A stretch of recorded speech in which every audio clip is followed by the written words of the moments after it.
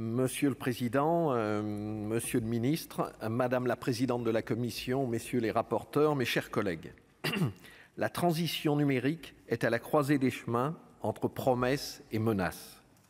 Catalyseur d'un bouleversement profond de nos modèles et puissant levier vers de nouvelles voies de progrès et de compétitivité, elle est néanmoins porteuse de risques pour les individus et les entreprises qui interagissent et opèrent quotidiennement dans notre espace numérique. Véritable défi auquel notre société, ses usages et ses tissus économiques et financiers font et feront face, nous devons développer une lecture claire et globale quant à son impact sur nos vies et la manière dont elle reconditionne notre environnement économique, social, culturel et humain. Bien que ce projet de loi soit fait dans la hâte, j'espère qu'il saura se nourrir de nos débats afin de construire les garde-fous nécessaires à la confiance indispensable de nos concitoyens et partenaires économiques pour le succès de la transition numérique. L'actualité rend tristement compte du chemin à parcourir et du besoin d'agir.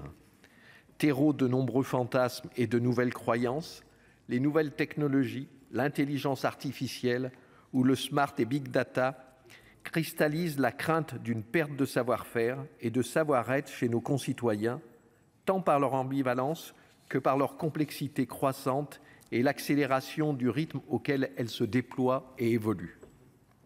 Si les nouvelles technologies et la numérisation de notre société exercent un pouvoir de fascination important dans les imaginaires, au point d'alimenter tant des utopies que des dystopies, ces deux versants ont tout autant d'éléments à nous apprendre sur notre façon d'appréhender les transformations numériques de nos usages et la technologie.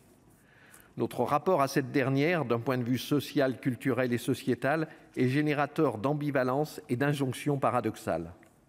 Adopter la technologie sans réserve est un dangereux idéal.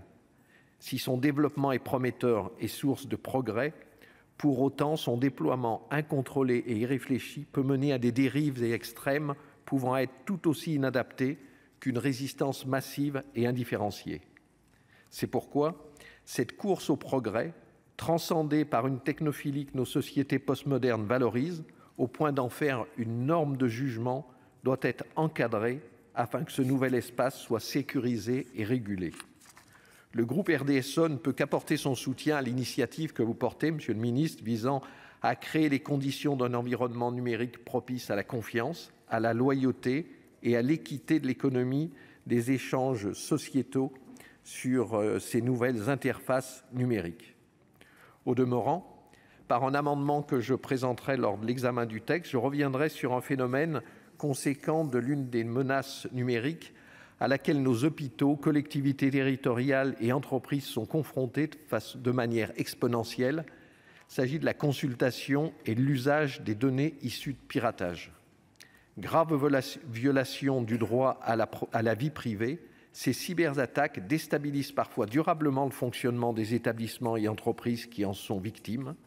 Et s'il nous faut les combattre et les condamner plus efficacement, l'usage des données qui en sont issues doit être tout autant réprimandé.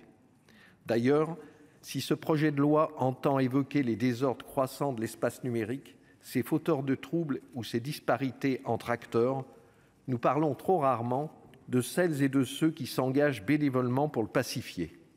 Le groupe RDSE regrette aussi que la Commission ait écarté au titre de l'article 45 les amendements portés par Nathalie Delattre visant à apporter un cadre juridique plus protecteur et clair aux hackers éthiques.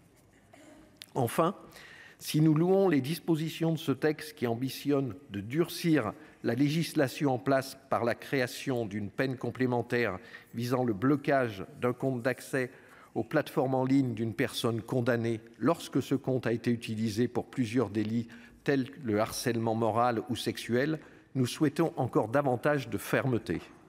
En effet, nous défendrons un bannissement total des réseaux sociaux et des services en ligne de l'utilisateur aux agissements délictueux et pas seulement la suspension des comptes ayant été utilisés pour commettre l'infraction.